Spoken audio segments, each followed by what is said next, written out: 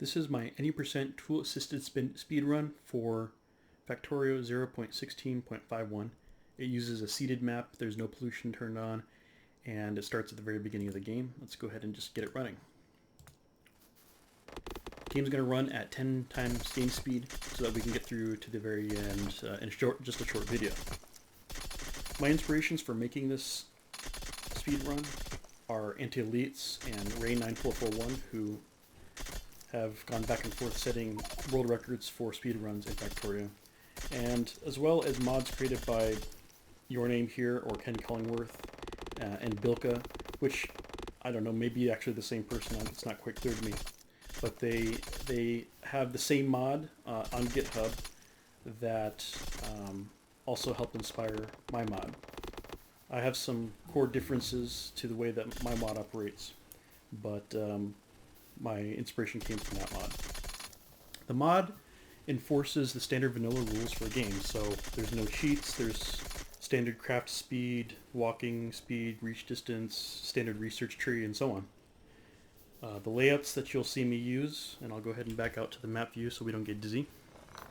The layouts are pretty heavily influenced by the default option speedrun strategies used by Rain and AntiElitz. Just a little of my own flavor added in because I'm just not as good as those guys are. But you'll see many of the same structures in their speedruns that you'll see in this one. Now their speedruns use bots. One of the benefits of bots is that you can lay down a blueprint and allow the bots to go ahead and build it while you walk away and do other things. And that's the strategy that's been used by the world record holders to get their world records. But a tool-assisted speedrun, a TAS controlled mechanism, has an advantage over a player because it can be programmed to build structures in each tick. So in the game, there's a tick there's 60 ticks every second, and in each tick, some structure can be built or some command can be given, such as a craft command. And you can see as you watch this that I can basically just lay down very complex structures in just at walking speed. And that's something that normal players are not able to do, and so for that reason I opted to not take the bot strategy because that kind of overrides one of the main benefits to using bots.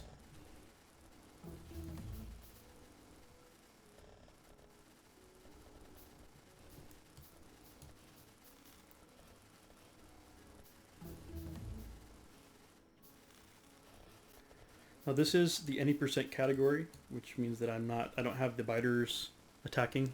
They're not in peaceful mode, but the pollution's turned off, so they won't be attacking me. In the any percent category, you can use any map. You can generate the map with whatever resources that you want, and in that kind of map, you can really craft the build around the way that the resources are laid out. Now that would be a much more efficient way to create the layout, but I'm not really that creative, so I just wanted to kind of copy the speedrunner strategy using the default options map.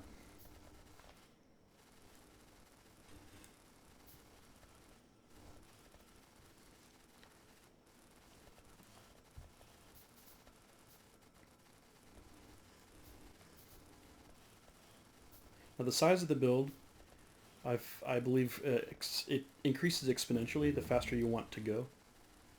So if I wanted to speed up this speed run, I'd have to make the build much larger. For example, if I wanted to knock, say, 30 minutes off of this build, this speed run, I'd probably have to make my science builds and basically everything else that supports it twice as big. Now there is a trade-off. At some point there's a crossover point where you're spending too much of your resources on building the base and not enough on the actual science. And at that point the runtime will start to increase again. So I estimate that a lower bound for an any percent tool-assisted speed run using the vanilla rules, the normal rules, is probably in the 80 to 90 minute mark.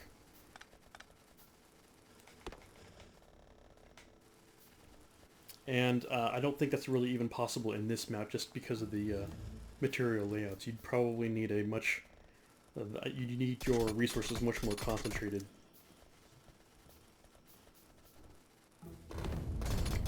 Now getting down into the weeds some, my mod operates a little bit differently than that by Bilka and YourNameHere.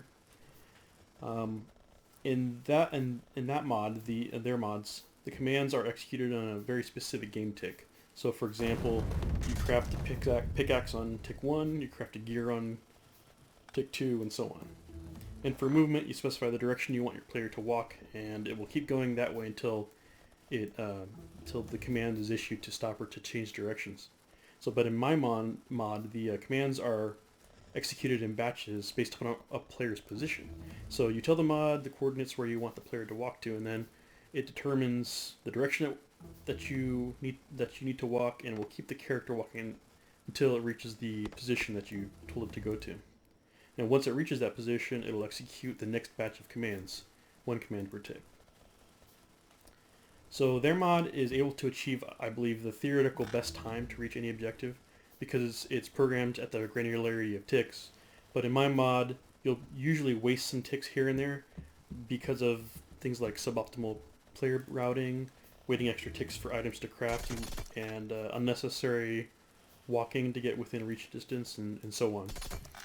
But the reason that I took a different approach in my mod is that I wanted to be able to write and adjust my commands a lot quicker. So for example, if you're writing commands to lay down a lane of miners, with the other mod, you'd have to determine the specific tick for each command to lay out the build.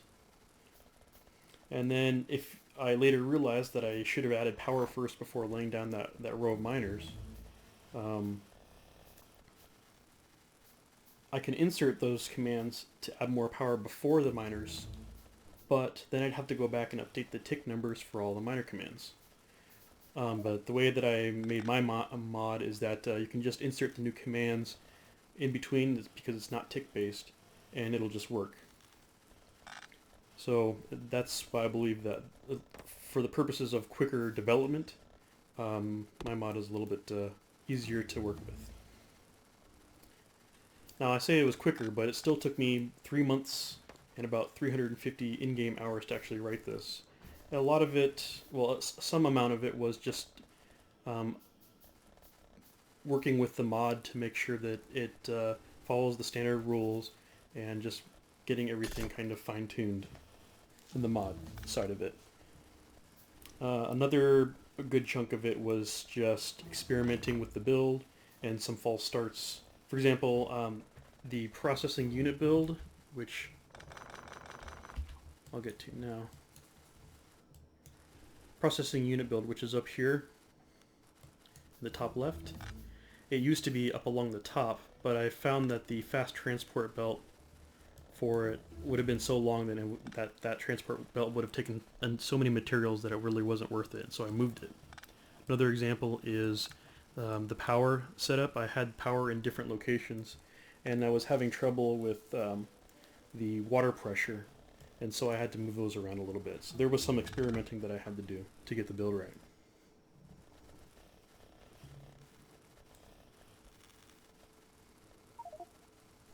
Now, as I made progress through the middle game, which I'm past now because I'm working on yellow science. Yeah, yellow science. Through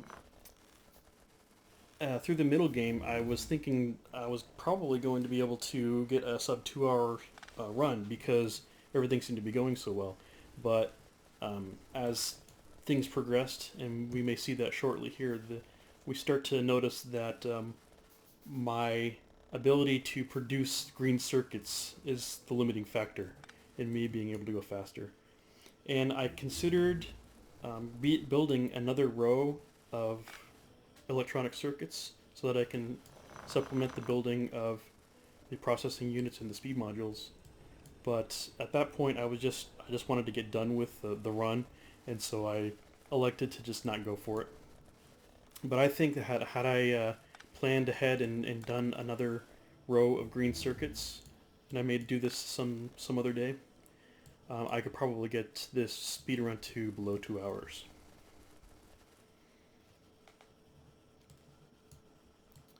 At the end of this, I'll go ahead and do a short base tour. But for now, I'll just go ahead and let you enjoy.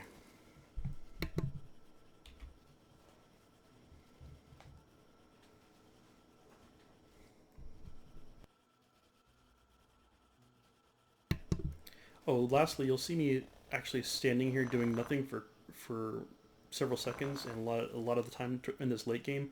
Basically, this is when I'm standing around waiting for some green circuits to craft so that I can distribute them to the places that are needed. So this is again my method of trying to address the fact that I'm kind of bound by green circuits.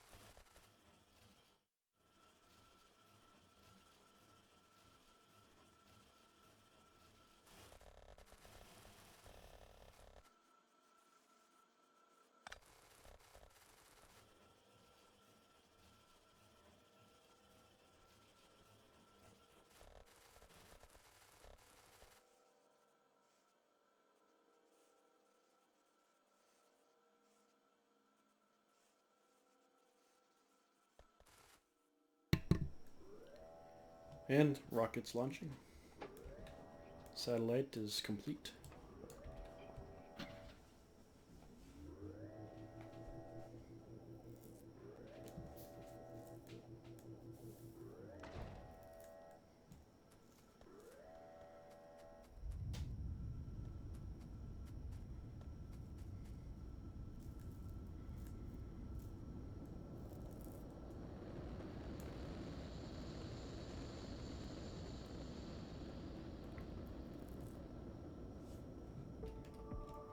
Two hours, 5 minutes, and 31 seconds. So now I'll do a quick base tour so that we can end this video. You can see my fuel, rocket fuel in the lower right, low density structure, rocket control units. Right here was my production science build, and here was my high-tech science build, which has been repurposed for the materials for the satellite. Along the top and the left side over here is the processing unit build, which I kind of slightly repurposed for some more speed modules. Red circuit build. These are very reminiscent of the AntiElitz builds. Right here is where the military science was. We have green circuits on the left. In the top left is a couple lanes of additional steel. So green circuits here, and then the long line of smelters. Basically everything else to the south is ore. Right here is where I made the materials for the blue science. So this was a bunch of gears and electric miners. Here's basically the mall area. We can see a green circuit build that looks pretty close to Rain's build, and gears as well. And up here is where I had my inserters and belts and other assembly machines. Large oil build here. The oil's out in the lower right. I've tapped 20 of those pump jacks, 20 of those oil spots. And then power, which is using some amount of solid fuel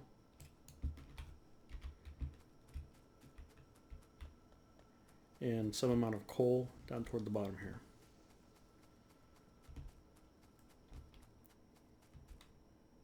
Alright, well that completes the speed run. Again, 2 hours, 5 minutes, 31 seconds. And I may choose to do this, another one of these for when map regeneration gets redone. Alright, thank you.